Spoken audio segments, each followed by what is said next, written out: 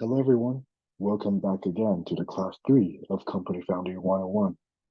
I'm your host, George Sun, and this is sponsored, as always, by Sun Endowment. So, instead of a question, today I'm going to leave you with what I think is the most important thing. Be adaptable and undefinable. And that's our main theme for today is innovation. And we think of innovation as inventors and all these type of crazy things and be like, I can never be something like that. A lot of people think you to yourself that. And the Google definition is the introduction of something new. And that's really broad. I don't think that's a good definition. So here's my definition of innovation. So to me, innovation means it has to be new, it's revolutionary, it provides a solution to a social problem that has a real people are suffering in it, thus creating the social value for it. Of course, you gotta add your own twist of creativity to it. It has to be something that has been never done before. We're building on something that has done, but creating something new that you put your own twist on it.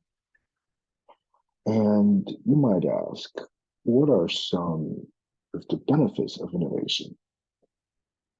It is life changing for the world. You benefit people's lives in different ways. You make them more, you make their lives better. You make their lives more efficient. And that creates brand distinction for yourself, which increases the productivity, like I mentioned before. It also drives out competition by having innovation because you're just way more efficient and effective than your competition. The production frontier, yours is way higher than others. And also, since you have better technology, let's say, you can reduce the cost, which is really useful as well. So let's look at some examples of innovation that leads to lots of success. And we can find this a lot in the technology industry. So Apple is a great example. And Steve Jobs has so much creativity in him. He himself is an inventor. He invented phones. Remember every single Apple presentation we go to, when Jobs was there, we always be like, wow, he just created something that we have never thought before. That every year there's something different. That he innovates something that we didn't think of. We were like, oh, that's impossible. But that leads them to fantastic success that they're still building on today because iPhone 14 is coming out in just a couple months.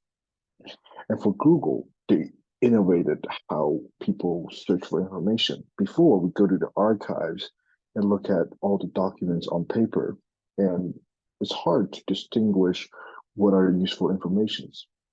And Google changed that by creating a browser that allows you to look at information extremely quickly and by just typing in a question, it just feeds you all these results. And when you think of Microsoft, you think of computer because Bill Gates had this crazy idea of creativity, and it just builds on the innovation that leads to these global brands today. Without innovation, there will be nothing. There will be no Apple, no Google, and no Microsoft. And now, the most interesting one, the Chat GPT. And we have seen there are previously chatbots, but ChatGPT took it to the next level, and that is innovation as well. Because before, the chatbots were known as being not close to human and doesn't provide you with the right information. Now, ChatGPT actually makes something that is like a personal assistant for you that has never been done before. And that is innovation itself. And look at how much they have grown in the past, you know, just past half a year when their popularity suddenly blew in the in the public. So in your company, you want to foster the culture of innovation in order to have a shot at to achieve those big successes. First of all, you need to have a creative mindset. So you need to provide support to your employees, and you got to provide them with correct resources and tools. You can't expect someone who work 100% of the time and also be creative because that kills their creativity. So you just gotta give them time. And I know a lot of workplaces requires, dress code. You have to set your desk a certain way. That limits creativity as well because it asks everybody to think the same. So you gotta give them more freedom and less dress code.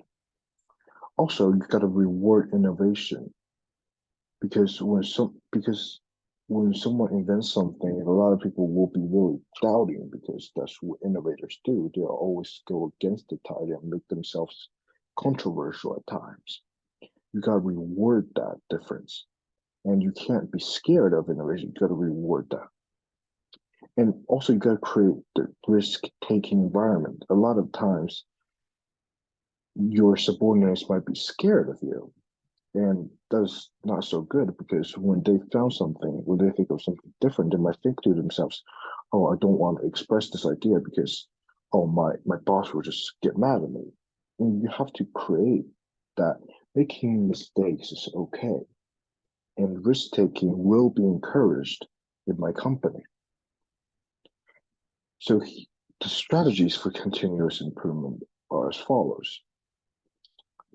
So you need to integrate data into your evaluation. You need to use KPI, key performance indicators. Take the simplest example. Let's say the sales department. Each person every day has to report, oh, how many phones have you sold? And that indicator to show their trend to see if they're growing, decreasing, or whatever, and see how they're doing compared to past years. And that will motivates people to work harder and harder. Seasonal audits is also necessary because, for instance, if you have three levels of management, if you have your chairman and someone, the management team for each department, and also the employees, the manager will give, let's say, give a letter grade to each person to show how well they have done and what they have expected to write a report every season to motivate the employees more to reach their full potential. The PDCA cycle is something really intriguing that I have learned recently as well. And this just put it in simple words, just plan, do, check, and act. So you encourage employees or management team to plan something, you directly do it, you check if you make any mistakes and what are something you improve on, and act on it to perfect the strategy more and more so develop a perfect product. Lastly, I think the most important thing is Lean and Six Sigma methodologies. Lean means waste reduction, and Six Sigma methodologies means reduce variation. To make this process extreme, I mean, simplify it in a way, but not, but also reduce the variation to make sure that this process is replicable. Because sometimes a lot of creative thoughts are just coming out of random places, but this tries to control the environment that encourages more creative thinking. And last but not least, host training session for your employees to make sure there's continued improvement. And we also have to look at the emerging market trends in order to be innovative. And I think these three are the most important ones. The green technologies is important. Now, these big companies are all talking about carbon neutrality. I'll tell you why this is important because as we all know that global warming is really concerning issue and carbon neutrality greatly slows that down because we're we're using carbon but we're also do the counteract of that which basically slows everything down and you see these big companies trying to meet these goals and some government have subsidies for them to meet these goals in order to have a societal impact. And also another thing is e-commerce, the transition toward online and currently now maybe metaverse. And people have their own opinion about, cryptocurrency, NFTs and stuff like that. Right now, I don't want to get too much into it, but it is definitely a field that has been emerging, especially during the COVID times. Right now, although it has died down a little bit because of the SVB crash, people tends to put more trust into the metaverse type of thing. And there might be a new surge, and we'll talk about that maybe sometime later. Last but not least, now we all know that AI automation is definitely emerging because I would see this as the third industrial revolution. And although people are scared that this might take a lot of jobs, it also creates new jobs. As I read in an article a couple days ago, that AI automation creates new jobs in the mission communities because they need more people, they can hire more people to read stuff instead of, doing the tedious works.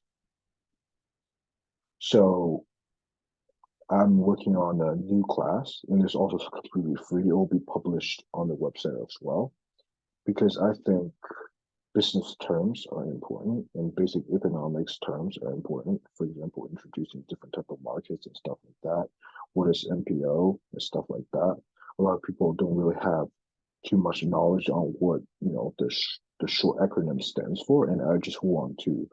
This is basically like a business dictionary type of thing that people can just search it out and be like, oh, this is what it means, and here are the examples for it, and how, for example, how do you start an MPO? And we're just going way more detail of what each term means and giving you multiple examples of it. And that will be coming soon. And I hope you guys can tune in. And last but not least, believe you can be successful. And thank you so much for listening. If you have great business ideas, send an email to me, and I'll see if I'll invest in it for a social cause. Thank you all very much.